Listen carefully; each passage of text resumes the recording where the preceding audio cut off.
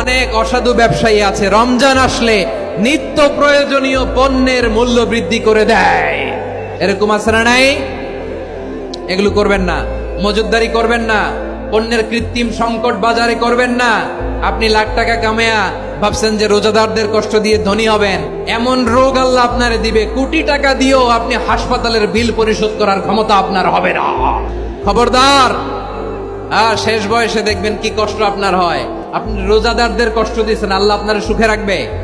আল্লাহর দোহাই লাগে আমার ব্যবসায়ী ভাইরা এটা করবেন না। আরব বিশ্বে আমরা দেখেছি, আরব বিশ্বের ব্যবসায়ীরা সারা বছরে ব্যবসা করে, রমজানে ভর্তুকি দেয়। আর আমার দেশের কিছু অসাধু ব্যবসায়ী রমজানে গলাকাটা ব্যবসা করে আর সারা বছর সইটার উপর দিয়ে চলে। চিল্লায় বলেন ঠিক কিনা? করবেন না, এটা করবেন না।